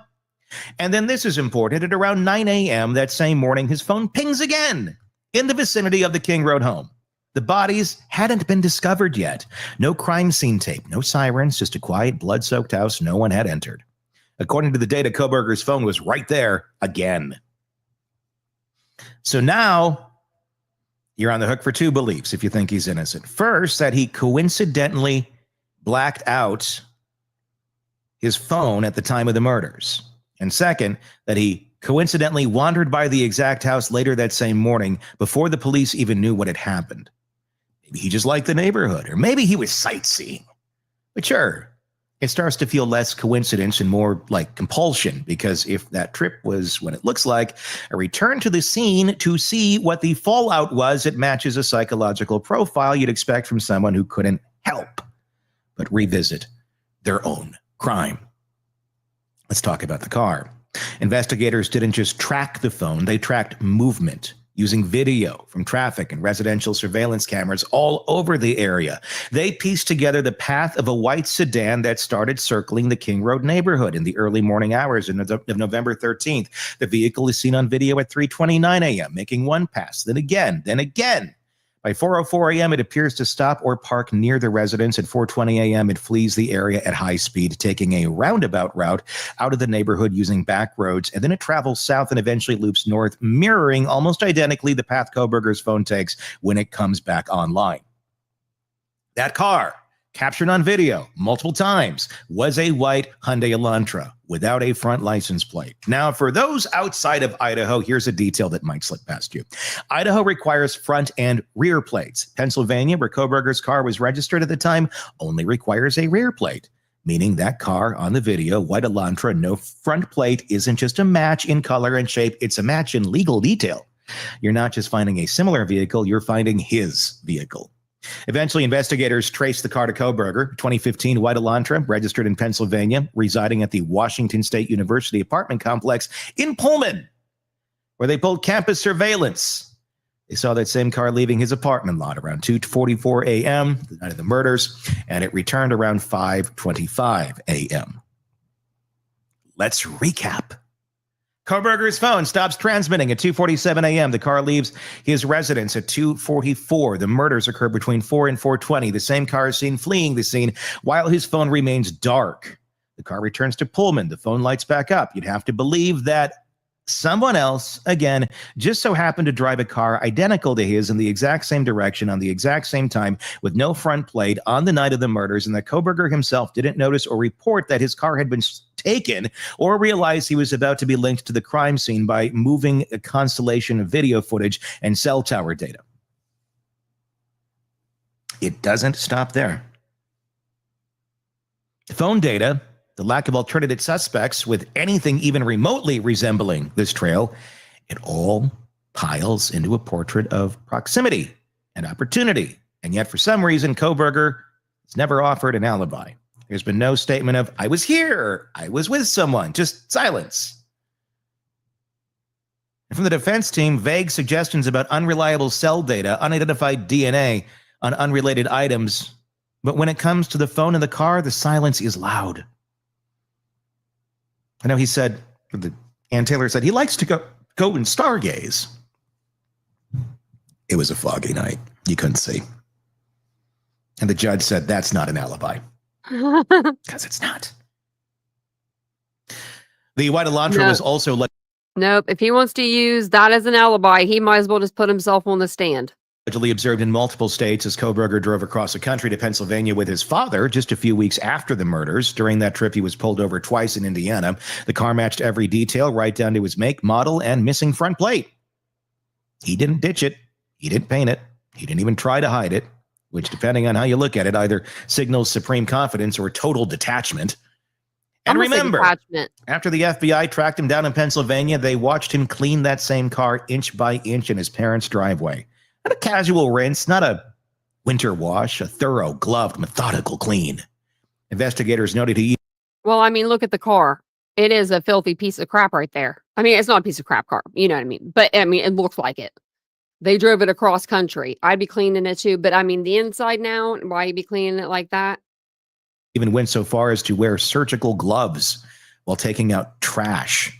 It's the kind of behavior you'd expect from someone who knows that a single hair, single fiber, single speck of blood in the back seat could close the loop. The car is key. The car is the one thing that connected every piece of the story in motion, and Koberger allegedly treated it like a crime scene because, according to the prosecution, it was. So here's where we are. You got a phone that seems to go to sleep right when the murders begin and wakes up just in time to flee. You've got a car that fits the exact description and legal specifications of the suspect vehicle, following the exact route to and from the crime. You got surveillance footage timestamped and geolocated that draws a near perfect map of the killer's movements. And somehow in the middle of all of this, you got Bryan Koberger, whose phone, whose car, whose timeline all sync up with the evidence like sheet music played by someone who thought no one was listening. To believe he's innocent, you'd have to believe someone else, not him, was driving that car, using that route at that time. You'd have to believe his mystery killer was a ghost driver, a phantom twin who somehow shadowed Koberger's life so precisely that even the digital trail couldn't tell them apart. You'd have to believe in a version of reality where all the evidence just happens to point to him, where the real perpetrator left no trace except the one that looks exactly like Koberger's trace. And if you're still holding on to that theory, then you've got to ask yourself one more thing. If it wasn't Bryan Koberger, then why did every piece of evidence in his life, from his car to his phone to his silence, act like it was? Because now we're going to take a look at the man himself, who he was, allegedly, what he studied, and what he did after the murders. What you'd have to believe about that to keep the illusion of innocence alive. By the time Bryan Koberger was arrested, the public didn't know much about him yet. Just a name, a white Elantra, a pair of bushy eyebrows. But as the weeks went by and more details emerged, a picture started to form, not just of the night in question or the physical evidence left behind, but of the man himself, what he studied, how he thought, and how in the aftermath of a quadruple murder, he acted less like someone shocked to be accused of a heinous crime and more like someone who thought he'd pulled it off. Let's start with the basics, shall we? Bryan Koberger was a PhD student in criminology at Washington State University. That alone, not suspicious. Lots of people study criminal behavior. But Koberger wasn't just a student, he was immersed. His academic interest didn't stop at policy or policing methods. He wanted to get inside the mind of people who committed violent crimes, and he wasn't shy about it. In June of 2022, just 5 months before the murders, he posted a survey on Reddit seeking participants for a study. The goal to ask people who had committed crimes how they felt while doing it. Not how they justified it, not what led up to it, but how it felt. The questions included things like, what were you thinking and feeling at the time of the crime? How did you plan it? Did you prepare in advance or act on impulse? In essence, he wasn't just asking about the act. He wanted to understand the experience of committing violence from the inside out. That survey was supposedly tied to his graduate research. It might have been a legitimate project, and well, he was. But if you're trying to explain how someone could be accused of 4 brutal, planned-out stabbings and that someone happened to have been actively studying how people plan and commit violent acts, it's a hard thing to write off as irrelevant. You'd have to believe that this overlap, his focus on violent behavior and his alleged connection to violent crimes, was just bad timing, pure coincidence. That's not the only red flag in the resume. Koberger also applied for an internship with the Pullman Police Department a few months before the murders. According to court records, he expressed a desire to help law enforcement analyze data and improve public safety in rural areas. It sounds noble on the surface, But when you pair it with everything else, his fascination with violent offenders, his study of the criminal mind, his reported interest in notorious serial killers, the picture starts to shift. He wasn't just studying criminals, he was studying how not to get caught. And maybe how to feel if he was to be one. Because remember, he doesn't seem to have empathy. And that's in his own words, allegedly, if you're to believe the earlier writings that were found online. So now ask yourself, if someone wanted you to commit or wanted to commit a crime and thought they were smart enough to outmaneuver the system, how would they behave? What would they do after the fact? Let's talk about his actions in the weeks following the murders. After November 13th, Kohberger didn't run, he didn't vanish, he stuck around, finished out the semester, graded papers, but even then, people noticed something had changed. Students at WSU described him as suddenly more distracted, less strict in his grading, less present. Before the murders, he was known for being intense, overly critical, hyper-focused. Afterwards, he became detached, even aloof. He reported started giving students full marks for weak work. That might not be the behavior of a guilty man unraveling, but it's not what you'd expect from someone continuing life as usual either, especially someone who, if innocent, had no idea his name was even in the mix yet. And then there's the car, the white Hyundai Elantra, the one that had already shown up on police radar thanks to surveillance footage. The same make, model, and year range investigators were asking the public about. Instead of ditching it, Kohberger took it on a 2,500-mile road trip back home to Pennsylvania with his father, riding shotgun.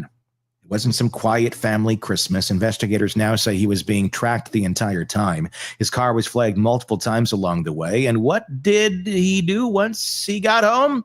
He cleaned it meticulously. According to sources close to the investigation, Kohberger was seen scrubbing his Elantra inside and out in the days before his arrest. Not a quick wash, a winter grime removal, an inch-by-inch deep clean, allegedly wearing surgical gloves. That wasn't the only time the gloves came out. He was also reportedly seen late at night wearing those same gloves while taking his family's garbage out, not into their own trash cans, but into the neighbors' trash cans. Now, if you're innocent, this is pretty strange. Gloves to take out the trash using someone else's garbage cans. It's not illegal. It's not even suspicious on its own. But when you're the subject of a major murder investigation and investigators are actively trying to collect your DNA, it's hard not to look at that and see a man trying to keep his biological footprint out of public reach. When the arrest finally came, it was early morning. FBI agents and local law enforcement converged on his parents' home. Kohberger was reportedly awake, dressed in black, standing in the kitchen when they came in. And according to law enforcement accounts, the first thing he said was, "Am I the only one being arrested?" Not, "What's going on?" Not, I didn't do anything." Not, "Where's your warrant?" No, he asked if he was the only one, which, depending on your interpretation, is either the world's most oddly phrased expression of disbelief or the kind of thing someone says when they're trying to gauge whether their plan fell apart and whether anyone else is flipped. It's not a confession, but it's not helpful either. And it adds to a pattern that brick by brick builds a wall that's hard to climb over. Because at every turn, Kohberger behaves like someone who knew exactly what kind of evidence investigators would be looking for, and who tried maybe a little too hard to stay one step ahead. And that brings us to the defense. Since his arrest, Kohberger has not offered a public alibi other than, "I like to look at the stars." No statements he was with someone else that night. No claim that he was asleep or working or out of town. Nothing. His legal team has not contested the DNA evidence. They haven't denied that he drove that car. Instead, they've leaned on questions. Questions about cell phone data, questions about the reliability of video footage, questions about unknown male DNA allegedly found elsewhere in the house. And let's address that. Yes, police did find other DNA at the crime scene, a glove in the snow, and someone else's DNA. There was a blood smear on a railing, possibly other trace material, but none of it was on the victims themselves. None of it was found on the knife sheath. None of it points to a specific alternate suspect. The defense can argue that the presence of unknown DNA in a party house opens the door to doubt. But here's the problem. In a college house with frequent guests, shared living spaces, and overlapping social circles, you'd expect random DNA to show up. The standard isn't whether other DNA just exists. It's whether that DNA is relevant to the murders. And so far, there's no indication it is. What about the sheath? The one with Kohberger's DNA on the snap. The defense hasn't challenged that, not publicly, not in court filings yet. They haven't alleged lab contamination, haven't accused the police of planting evidence, haven't pointed to an alternate source. And that silence is deafening, because if you're trying to create reasonable doubt, you'd think that one piece of physical evidence that directly connects your client to the crime scene would be the first thing you attack. Instead, the argument seems to be, we can't prove he was there. There's no eyewitness saying that's him. There's no GPS tag showing him inside the house. There's no blood-covered clothing found in his possession. And sure, those gaps matter, but they leave room to question. But taken together, his phone going dark, his car circling the block, his DNA on the murder sheath, his return to the scene, his silent behavior, his gloves, his trash games, his academic obsession with violent crime, you have to ask, how many separate coincidences does it take before we stop calling it a coincidence? As if Bryan Kohberger is innocent and the real killer is a shapeshifter. Someone who not only looks like him, drives like him, and moves like him, but who left his DNA behind. It just happened to match him to. A killer who managed to commit 4 murders with a military precision, plant evidence in a way that could only incriminate Kohberger, and then vanish without leaving any digital or physical trail of their own. That's not an alibi, that's a unicorn. When the best version of innocence you can come up with requires that level of fantasy, when every observable action lines up more cleanly with guilt than with confusion or fear or shock, you have to wonder how long we're going to pretend the facts don't speak for themselves. Because when a man spends his life studying how to commit the perfect crime, and then a near-perfect crime happens in his backyard, and then his phone, his car, his behavior, and his DNA all start humming the same tune, the question isn't why him, it's how could it be anyone else? What do you think? Let me know in the comment section on YouTube. If you're listening to the podcast, please check out our YouTube channel, Hidden Killers with Tony Bruschi. And tell me what you think there. Press subscribe. Okay, let me put this stuff down.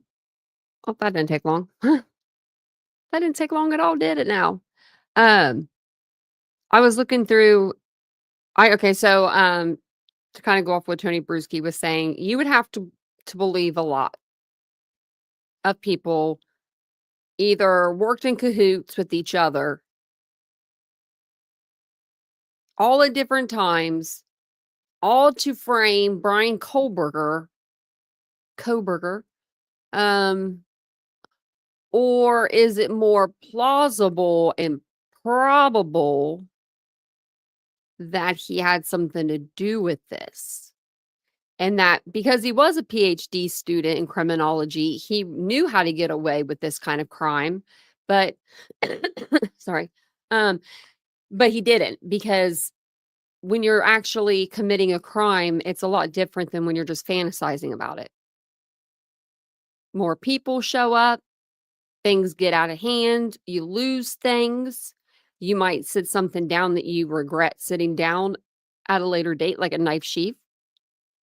But I do believe that that's Bryan's knife sheath, and I believe that was Bryan's DNA on the knife sheath. Oh, it's the brains. I don't even know if they're tiny at that point. Some of them just, it's like, go check out my comment section from the last couple of videos. I'm scared of y'all. I'm scared of y'all. Y'all scare me. I was like, oh, I know. It was just a few comments, but it wasn't that bad.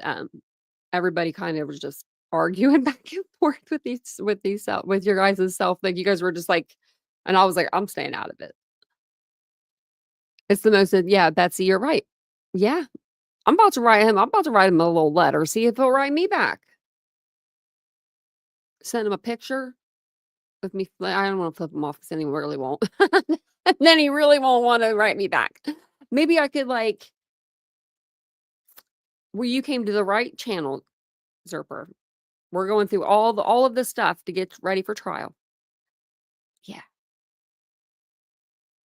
Hey, you know they exist. Yeah, it's busy tonight out there. I saw. I forgot what I was even saying now. Right, because Bryan Kohberger is like Donald Trump, right? Yeah. Because, I mean, really, you know. Oh gosh, Bryan Kohberger. I've already had to block so many Bryan Kohbergers. I was gonna unblock them all. Now I can't, because they'll all come back. But I know that there's been some people talking about the Lily and Jack Sullivan case. I haven't really gotten into it too much. But I will say, I hope that there's creators out there that are covering it with some dignity. I really do. I really, really do. And in my humblest opinion, if you're a drama channel, stay over there. Bye. Bye. We don't need you in true crime. We don't want you. We don't want you. We don't want people like you. It's like craziness to me. Oh, thanks, Sue Ann. She said, "You're always so pretty. Love your hair and scrunch tonight." Thank you. I got these not too long ago. I got like a few different color pinks and a brown one. Appreciate that. Because I'm telling you, because when that happens, this is what happens. Okay. They go the conspiracy route to get clicks, views, all that. And then everybody brings that crap into my chat where we're factual. And then I have to spend time going over the reasons why that was completely wrong and it's a lie and it's not true. You know what I mean? Like, I hate doing that. It just makes me so angry. It gets me in under the collar, you know? It's my only hope of getting me out. I'm leaving them in here at this point. Yes, yes, that's what they said, that Ethan's legs were carved. Now, I don't know what what they meant by that. Like, as in, like, did he carve something in them? Did he just slash them so much to where the wounds look like carvings, like they were so deep and big? I mean, you know, I hope we find out more. Like, you know what I mean? Like, the full context of things once we're in a trial. Yeah.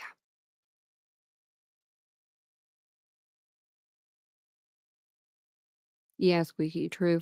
That's true. And the chat too. Yeah, it makes me so mad. It's like, just stay in your genre, right? Just stay in your genre. I'll come over to your genre. You didn't see me, you know, doing all the drama streams. I could have been doing those the last 2-3 months, but no, I got content for this channel. So yeah, I get a little heated. Get a little heated whenever I'm cruising on the live feed and I'm seeing drama channels covering true crime. Cause I mean, personally, my humblest opinion, actually, it's my opinion and a lot of other people's opinions, and I'm not going to be humble about it. I think it's wrong. I think it's wrong. I think it's really wrong. I think it's if you want to get a missing person's name out there, flyer out there, that's great. I think that's excellent, right? But that's not what happens, right? Any channel that you're watching right now that's covering the Jack and Lily cases, that I don't even know their names. I think that's Jack and Lily. I haven't been watching anything on it. See if they put up their flyer, their missing person flyer. See if they've talked about it. Or if they just come on and they just start in, you know? I don't know. Just see. Oh, I don't know who that is, Tenny. But I thought that might have been BTK, actually.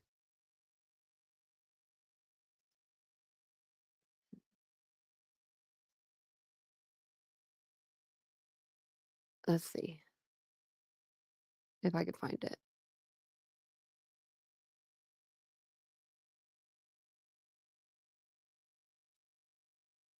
It's just seeing Bryan Kohlberger.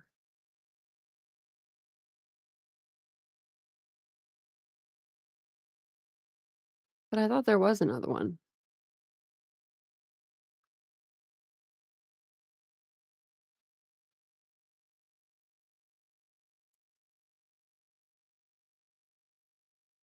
Oh, that someone like said that maybe he was referring to his family. Like Bryan Kohlberger was referring to his family. Like when he said, did anyone else get arrested? I mean, that kind of makes sense because, you know, like, I mean, they were in his house, but yeah, I can't see anybody. But I do remember, I thought it was like because we went over BTK and the differences between him and Bryan Kohlberger, and I thought maybe that's what it was. But I can't remember for sure. And I do, Zerper, if you need any Idaho content, we've done it all on this channel over the last 2.5 years. And it's all factual. I'm pretty sure if there's something that's not like, if I messed up, on something, I've always come out and said it, or you guys will tell me right in the chat. We usually do live, so it's not like it's a pre-recorded. I get it wrong, and it takes me a couple days to get it, right. You guys let me know right in the chat. Tell me, Tuck and Coward Coburger. Oh my God. He did get a little tummy tuck, didn't he? Facts just don't matter to this kind of people. Yes.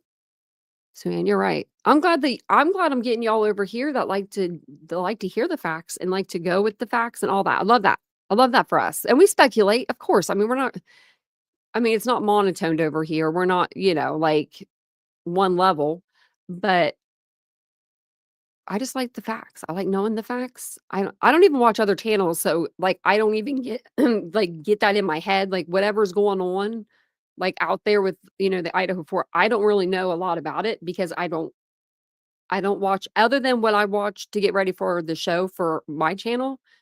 I don't watch other channels.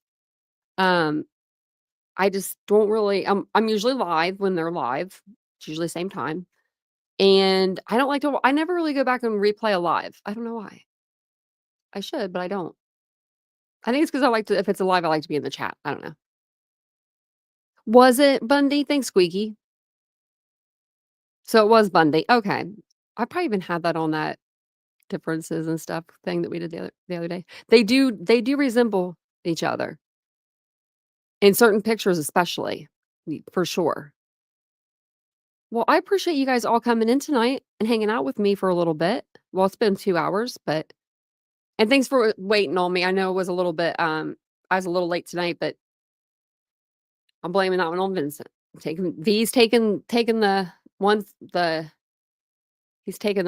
So, he was like, "Do you want some food?" I was like, "Yeah, I'm hungry." It was like 8:12. I'm like 9:30. I'm like, "Where's he?" It was like 9:15. I was like, "Where are you at? I'm hungry. I want to eat for the live." But thank you guys for being here. I do appreciate it. If you guys don't mind, take a second, hit the like on your way out. We're trying to hit 100 likes, and I don't even think I like my own video. I'm gonna like my own video. But if you do hit the like, it does help the channel grow. Don't forget to subscribe if you guys don't mind hitting that subscribe button. If it's something that you're into, we do talk true crime daily here on the channel. I might go over, I might do a poll and see if you guys want to cover the case of Lily and Jack Sullivan. Get it with our eyes. You know what I mean? Like maybe I should watch some stuff on it tomorrow. We'll see. Yeah. See, Michael, that's why you said it, because you were like, "Oh, she gonna get hangry," and you've dealt with hangry women before, I bet. I do get hangry. I don't know what we were doing earlier, but I said a cuss word. Vincent was like, "Did you have to cuss?"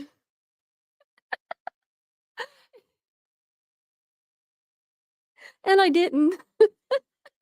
I didn't have to, but I did. I did anyway. It was because we were coming up on our house and I saw a lady out with a dog and I got scared. PTSD got me. But thanks so much, guys. I appreciate it. I'll see you guys all tomorrow night, 9:15 p.m. Eastern Standard Time. I'll be on time tomorrow.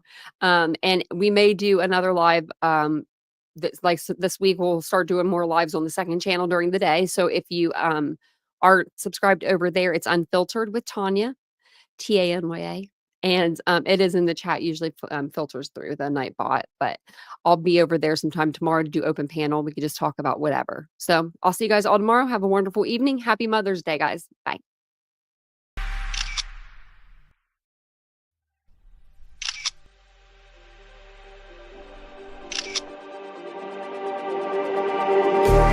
Just like the street lights lit this town, like a fire in a blaze, gotta burn it down. Can't be afraid to leave this out.